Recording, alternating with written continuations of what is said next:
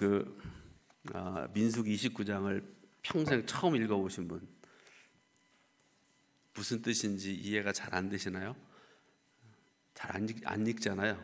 읽다가 뭐 똑같은 말 자꾸 말씀하시나 해가지고 넘어가고 무슨 뜻인지 잘 알지도 못하고 넘어가고 그런 경우들이 있을까 봐서 제가 한번 질문을 드린 건데요. 여러분 다 잊어버리셔도 오늘 주시는 민수기 29장의 말씀은 구약시대 제사, 그러니까 오늘날로 말하면 예배죠. 하나님께 예배드리는 것에 대해서 주시는 그런 말씀인데요.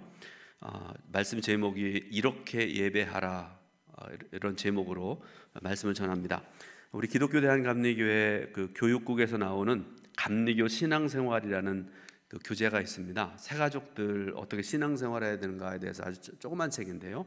거기에 보면 예배에 대해서 이렇게 말씀을 합니다. 예배란 죄인인 인간이 거룩하신 하나님께 영광과 찬미를 드리는 종교적인 행위다. 그리고 사람이 잘못한 것을 뉘우치고 용서받는 일, 감사드리는 일, 하나님의 말씀을 받는 일, 하나님께 우리를 드리는 일이다. 이렇게 예배에 대해서 정의하고 있습니다. 오늘 우리는 하나님께서 받으시는 예배에 대해서 말씀을 드리려고 하는데요. 여러분에게 분명히 말씀드리지만 모든 예배의 중심은 하나님이십니다. 여러분 그 누구도 아닙니다. 하나님이 예배의 중심이시고요. 예배를 통해서 영광을 받으신 분도 오직 하나님이십니다. 그러므로 예배자인 저 여러분들은 결코 이것을 잊어버리면 안 돼요. 제가 이따금씩 생각을 하면서 목회를 하면서 저렇게 예배를 드리면 안 되는데 하는 그런 경우를 좀 말씀드리려고 그러는데요. 예를 들어서 이런 거 있습니다. 주일 예배를 우리가 드리는데 우리가 요새 헌금송 이렇게 하고 어떤 데 특송하고 그러지 않습니까? 자꾸 자기를 드러내려고 하는 사람들이 가끔씩 있는 것 같아요. 조금씩 부담스러운 찬양자들이 있습니다. 너무 기교를 부리고 하나님께로 향해야 될 시선을 의식적으로 끌어모으려는 그런 모습을 보이죠. 또 어떤 경우에는 내 수준에 맞지 않는 어려운 찬양을 해서 성도들의 마음을 좀 뭐라 그럴까요? 불편하게 하는 그런 경우가 있어요. 어느 유명한 목사님이 예전에 시골 교회에서 조그만 교회에서 목회를 하는데 제가 그 목사님의 설교집을 보면서 한참 웃었던 기억이 나는데 성도도 얼마 되지 않는 성가대도 몇 명 되지 않는 그런 성가대가 할렐루야라는 그 대곡을 하는데 수준에 잘 안 맞는 그런 찬양을 하다 보니까 막 이 소리 나오고 저 소리 나오고 찬양 같지 않은 찬양이 나오고 그래서 목사님이 했다고 뭐 한마디 했다고 그래요. 좀 수준에 맞는 찬양을 하라 그렇게 얘기를 했다는 그런 제가 얘기를 목사님의 설교집에서 보게 되는데요. 나에게로 뭔가 집중하게 하려는 그런 모습을 가지면 안 된다는 그런 말씀이고요. 또 한 가지 저는 반드시 없어져야 된다고 생각하는데요. 아마도 없어지기는 힘들 것 같아요. 무슨 말씀인가 하면 여러분 우리 교회에서도 가끔씩 그런 예배 있어요. 은퇴 찬하 예배 그런 거 들어보셨죠? 우리 교회에서도 해봤습니다. 저는 이 말이 전혀 합당하지 않다고 생각을 합니다. 여러분 예배 아까도 말씀드렸지만 모든 예배의 중심 그리고 예배에서 영광을 받으실 분은 하나님 한 분뿐이십니다. 그런데 때로는 은퇴하는 목사가 중심에 서서 모든 영광을 다 받고 또 장로님들도 또 그 누구든지 사람이 중심이 되고 사람의 관심에 집중이 되는 것은 전혀 합당치 않습니다. 그러므로 은퇴 찬하 예배라는 말은 합당치 않고요. 은퇴 찬하 예식이 맞습니다. 예식이 우리 감리교회도 그런 게 나와 있어요. 그런데 예배 예식이라고 하지 않고 예배라고 자꾸 이렇게 우기고 그걸 하려고 그러고 본인이 이렇게 집중을 받으려고 그런 모습을 보이는데요. 여러분 그거 합당치 않습니다. 사람은 그저 온전한 예배를 드리기 위한 하나의 도구일 뿐입니다. 예배의 흐름에 맞추어서 드리는 작은 헌신에 불과함을 명심하고 또 명심해야 됩니다. 그저 내가 하나 맡아서 쓰임 받는 거 감사할 줄 알아야 되고요. 나는 아무것도 아니라는 그런 믿음의 고백을 가지고 우리가 신앙생활하고 예배를 드려야 된다 그런 말씀이죠. 그래서 오늘 이 시간에 하나님께서 주시는 예배에 대해서 우리가 살펴보면서 함께 은혜를 받으려고 합니다. 여러분 민수기 29장 말씀 읽었잖아요. 읽어도 무슨 내용인지 잘 모릅니다. 그죠? 뭐 첫째 날, 둘째 날, 셋째 날 쭉 말씀하시면서 비슷한 말씀을 우리가 자꾸 주시는데요. 그런데 이스라엘 사람들에게는 구약 시대에 그 절기를 지키는 게 있었잖아요. 그 절기의 중심에는 예배가 있었습니다. 그래서 이 시간에 이스라엘 백성들이 구약에 하나님께 지켰던 그 절기 규례를 우리가 말씀을 통해서 구약 시대 이스라엘 사람들이 어떻게 하나님께 예배를 드리는가, 그 예배를 통해서 우리에게 주시는 은혜가 무엇인지를 우리가 함께 깨닫는 그런 시간 되었으면 좋겠습니다. 먼저 1절부터 6절 말씀을 보게 되면 나팔절이라는 그 절기의 규례를 말씀을 하고 계세요.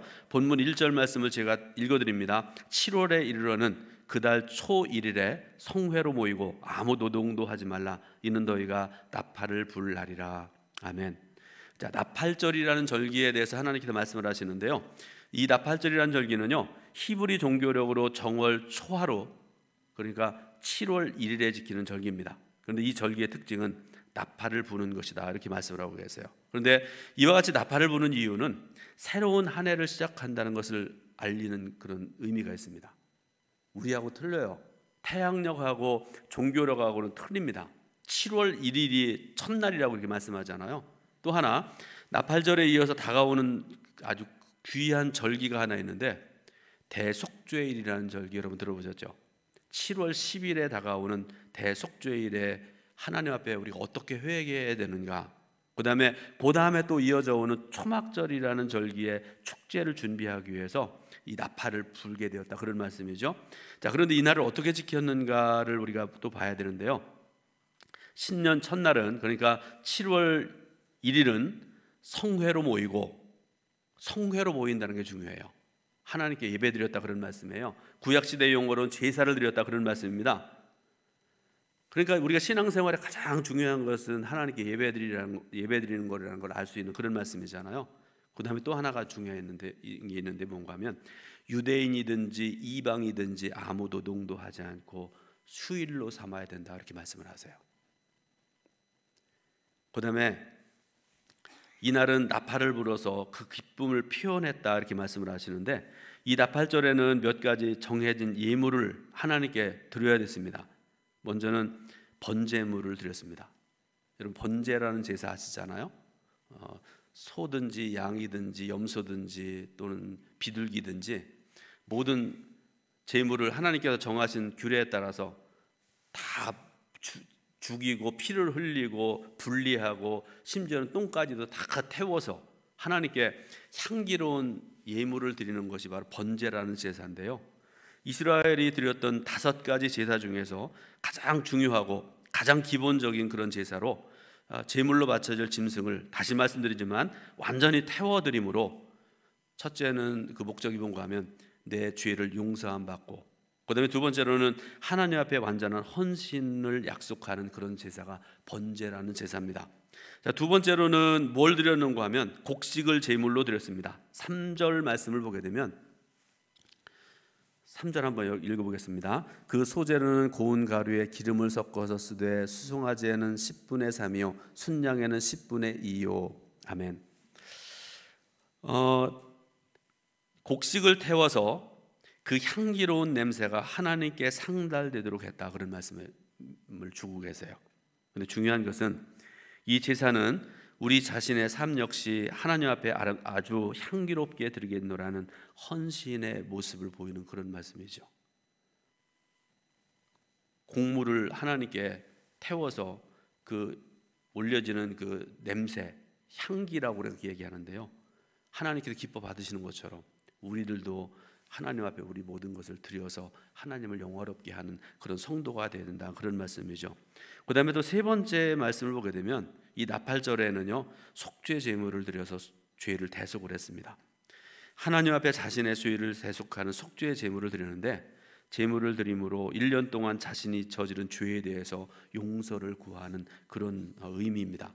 또 하나, 음료를 하나님께 드렸는데 이것은 물을 쏟아붓듯이 하나님께 이제 이 그릇에 담은 그 물을 하나님께 이제 쏟아붓는데 쏟아붓는 거예요. 그런데 그게 어떤 의미인고 하면 자신을 하나님께 온전히 쏟아서 드린다는 그런 의미가 있습니다. 그러니까 하나님과 성도 사이의 그 영적인 관계가 어떤 것인가를 우리가 알 수 있잖아요. 하나님 앞에 우리의 모든 것을 온전하게 태우든지 쏟든지 드린다라는 그런 의미가 있는 그런 나팔절이라는 절기죠. 자, 우리가 그리스도 안에서의 새로운 삶을 많이 얘기하잖아요. 과거의 죄의 문제를 해결함이 없이 새로운 삶을 드릴 수는 없습니다. 그죠? 옛 것들을 하나님께서 버리라고 말씀하시잖아요. 신년을 맞는 나팔절에 이스라엘 백성들이 제사를 드림으로 죄사함을 얻고 새로운 마음으로 한 해를 시작했던 것처럼 오늘 저와 여러분들도 그리스도 안에서 사람 되었으면 과거의 죄를 청산할 수 있는 성도가 되어야 됩니다. 근데 여러분 이게 쉬운 건 아닌 것 같아요. 그죠? 저를 보더라도 여러분을 보더라도 하루아침에 이거 해결되는 거 아니잖아요. 누구든지 문제들을 가지고 있지 않습니까? 남 앞에서 부끄러워서 내놓지 못하는 그런 문제도 있지 않습니까? 그러나 여러분 그것을 위해서 날마다 기도하셔야 돼요. 저도 기도하고 있습니다. 그런데 그 문제가 해결되는 그 순간을 가리켜 우리가 뭐라고 해요? 성화라 이렇게 얘기하잖아요. 예수님처럼 거룩하고 온화로운 모습, 예수님처럼 말씀을 전하고 또 사람들에게 선한 영향력을 끼치고 이렇게 살아가는 그런 삶이 바로 성화의 삶인데, 여러분 우리 성도들이 그리스도 안에서 새로운 그런 삶을 살고, 그래서 과거의 죄를 온전히 청산하고 새로운 모습으로 하나님께 영광 돌리는 그런 복된 삶을 살아가시기를 주님의 이름으로 부탁을 드립니다. 두 번째로는 대속죄일 제사 규례입니다. 7절부터 11절 말씀인데, 대속죄일은 여러분들 많이 아시는 그런 내용인데요, 이스라엘 백성들에게 있어서 가장 중요한 절기 중에 하나입니다. 유대 종교력으로 7월 10일입니다. 7절을 보게 되면 7월 10일에는 너희가 성회로 모일 것이요 마음을 괴롭게 하고 아무 노동도 하지 말 것이며, 이렇게 말씀을 하세요. 여기서 또 말씀하잖아요. 성회로 모일 것이며. 그러니까 여러분 모든 일에는 가장 중심이 되고 바탕이 되고 중요한 것이 예배라는 것을 알 수 있는 그런 말씀이지 않습니까? 이날은 1년에 단 한 번 7월 10일입니다. 종교력으로 대제사장이 속죄의 피를 가지고 지성소에 들어갑니다. 여러분 지성소는 한 번밖에 못 들어가잖아요. 그것도 대제사장이 한 번밖에 들어갈 수 없는 그런 지성소에 들어가서 하나님께 이스라엘 백성들이, 온 백성들이 1년 동안 지은 모든 죄를 고하고, 그리고 하나님께로부터 용서함을 받는 날, 그날이 바로 대속죄일입니다. 그런데 여러분 이날은 축제임에도 불구하고 하나님께서 뭐라고 말씀하시는가 하면 마음을 괴롭게 하고, 이렇게 말씀을 하세요. 마음을 괴롭게 하고. 여러분 왜 마음을 괴롭게 해야 되는가 하면요, 그날은 내 죄를 고하고 용서함 받는 날이기 때문에 그래요. 용서함 받는 거는 기쁘잖아요. 감사하잖아요. 그러나 여러분 내 죄를 하나님께 고할 때, 회개할 때 여러분 그 마음이 어떻던가요? 여러분 그런 경험들 해보셨어요? 내가 이런 A라는 그런 죄가 해결되지 못한 죄가 있는데 그 죄를 하나님께 온전히 회개하고 용서함 받을 때, 용서함 받기 이전에 그 하나님께 회개하는 그 과정이라는 건 굉장히 어렵지 않습니까? 정말 뼈를 깎는 듯한 그런 아픔이라든지 그런 눈물 흘림이라든지 이런 거 있어야 되지 않습니까? 그래서 축제이름에도 불구하고 마음을 괴롭게 하고 라고 말씀하시는 것은 죄를 용서함 받는 날이기 때문에 그렇습니다. 괴롭게 하고라는 말의 히브리어의 뜻은요, 본래 뜻은 겸손히 낮추다, 자제하다라는 말에서 파생된 그런 말인데, 자신의 죄된 모습을 깊이 깨닫고 겸손한 마음으로 하나님께 용서를 구하는 영적인 자세를 의미하는 그런 말입니다. 그러므로 구약시대 이스라엘 백성들이 하나님 앞에 나가서 그랬던 것처럼 오늘 저 여러분들도 하나님께 나가서 예배 드릴 때 먼저 겸손하시길 바랍니다. 용서를 구하시고요, 회개하고 용서함 받고 새 사람 되는 그런 저 여러분 되시기를 주님의 이름으로 부탁을 드립니다. 이것이 대속죄일의 의미입니다. 자, 세 번째로 초막절 제사 규례를 말씀하시는데요, 12절부터 40절 말씀입니다. 이 초막절이라는 절기는요, 종교력으로 7월 15일에 시작해서 일주일 동안 지키는 절기입니다. 장막절이라고도 합니다. 레위기 23장 42절부터 43절 말씀에 의하면 이때 온 이스라엘 백성들은요 자기 집에서 생활하면 안 돼요. 일주일 동안은 광야로 나가서 초막을 짓고 생활하면서 출애굽 후에 40년 동안 광야길을 걸어올 때 하나님이 어떻게 보호하시고 우리를 지키시고 우리에게 먹을 걸 주시고 그래서 그 크신 은혜와 사랑을 감사하면서 지키는 절기가 초막절이라는 절기입니다. 제가 3년 전인가요? 우리 성도들하고 이스라엘 갔을 때 초막절 지키는 모습을 아주 감사하게도 그 모습을 봤는데요. 초막절 지키는 모습 사진을 한번 좀 보여주시기 바랍니다.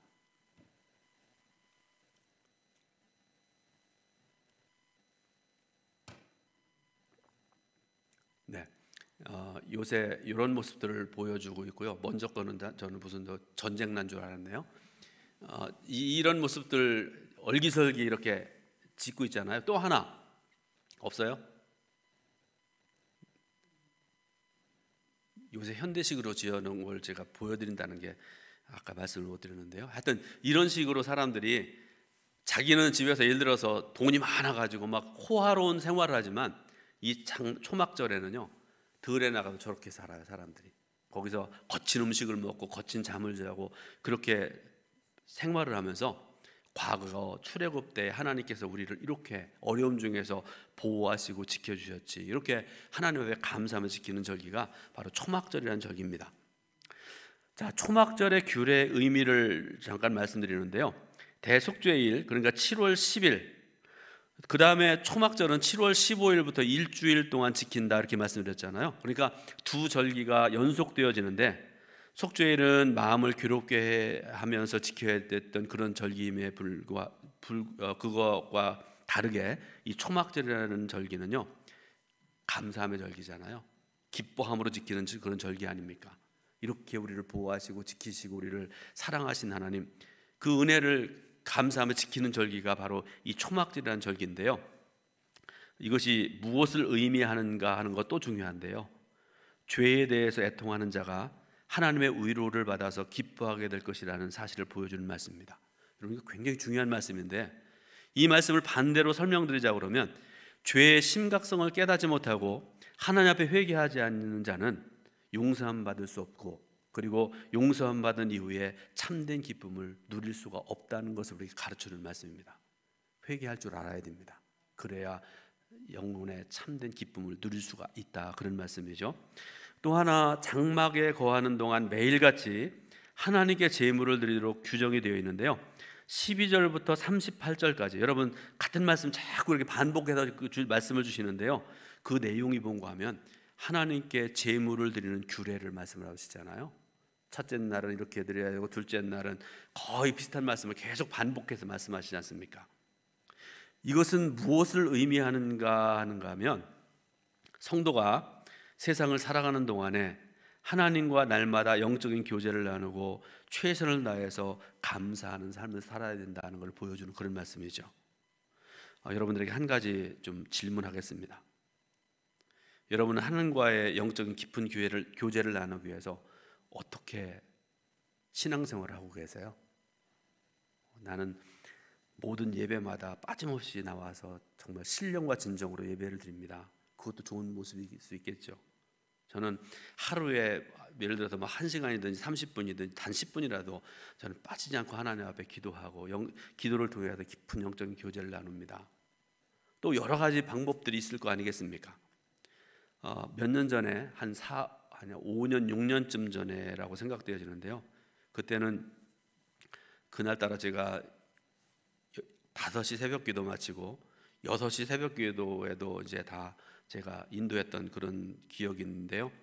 그러고 나서 이제 내려와서 다음 날 그날이 이제 대신방을 해야 될 일이 있고 그래가지고 대신방 할 거 이제 준비해 놓고 그러니까 뭐 시간이 좀 됐잖아요. 7시가 넘은 그런 시간이었는데 문단속을 하기 위해서 집에 들어가기 위해서 이제 2층 소예배실에 올라갔더니 어느 권사님이 혼자 이렇게 앉아 계시는데 중간 앞쪽에 앉아 계시는데요. 그래서 처음에는 뒤에서 조금 이렇게 보고 있다가 움직이지 않고 이렇게 계시길래 조시는 줄 알았어요. 그래서 집에 가서 주무십시오 그러려고 말씀드리려고 하는 순간에 여러분 기도를 깊이 하다 보면 제가 엘리를 생각했다니까요. 그때 나도 엘리 같은 제사장이 될 수 있겠구나.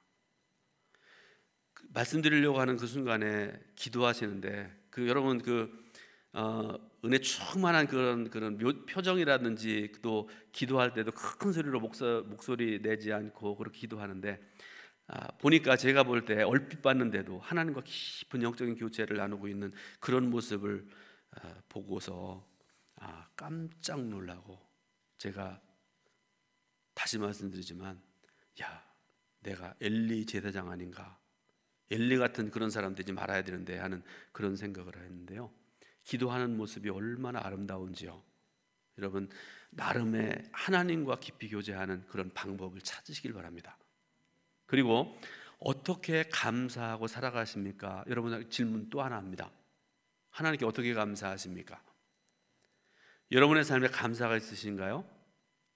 그런데 감사가 없는 분들의 얘기를 들어보면요, 저희는 정말 감사가 없을 수밖에 없구나. 얘기 들어보면요, 핑계가 그렇게 많을 수가 없어요. 누구 때문에 안 되고 무엇 때문에 그렇고 하나부터 열까지 온통 불평, 원망, 푸념, 핑계 막 이런저런 얘기 들어가면서 저는 이래서 못하고 저래서 못하고, 주님께서 너 지금 천국 가라 그러면 싫어요, 저는 못 가요 그러실 것 같아요. 반대로 감사하는 성도들 한번 보세요. 어떤 상황 속에서도 감사하잖아요. 제가 병원에 사고나 요새는 병원에 신방도 못 가는데요, 사고 난다든지 아니면 깊은 병에 걸려서 병원에 가시는 성도님들 가서 신방하고 이렇게 말씀 나누고 그러다 보면 감사할 조건이 없어요. 큰 사고 나가지고 지금 이렇게 칭칭 매고 있는데, 어떤 경우에는 암 같은 그런 병에 걸려 있는데도 그런데도 불구하고요 가서 위로하려고 그러면 그분들이 오히려 위로해요. 하나님 이렇게 감사하고 이렇게 하나님 나에게 은혜 베푸십니다. 감사합니다. 교통사고가 나도 수술받고 중환자실에 누워있어도, 사업하다가 부도가 나서 빚더미 위에 앉았어도 그 성도들은 항상 감사합니다. 오늘 여러분들은 어떤 종류의 신앙인입니까? 불평분자입니까? 감사분자입니까? 대답 안 하셔도 괜찮아요. 그러나 분명한 사실은 하나님께서는 감사가 있는 곳에 더욱더 감사의 조건들을 허락하시는 참 좋으신 하나님이라는 사실입니다. 그러므로 여러분 입술로 감사의 고백들을 쏟아내시기 바랍니다. 그리고 거기에다가 감사의 예물도 드릴 수 있기를 바라고요. 또 거기에다가 하나님께서 주신 은혜가 너무 감사해서 하나님 앞에 더욱더 주님의 몸된 교회를 더욱더 헌신하는 그런 모습으로 예배드린다면 하나님께서 그 아름다운 성도를 얼마나 기뻐하실까. 그래서 이전보다 더 큰 은혜, 배나 되는 은혜와 축복을 여러분들의 삶 속에 차고도 넘치도록 허락하실 줄로 믿으시길 바랍니다. 기도하겠습니다. 하나님 크신 은혜와 사랑을 감사드립니다. 저희들을 사랑하셔서 오늘도 심야 기도 시간에 주님 전에 나오게 하시고 믿음으로 예배드리고 또 믿음으로 말씀 듣고 영광 돌리게 하신 은혜, 귀하신 사랑을 감사드립니다.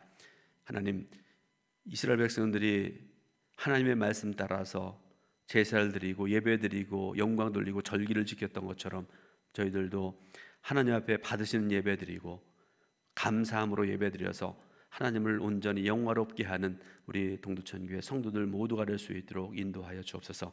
예수 그리스도의 이름으로 기도드립니다. 아멘.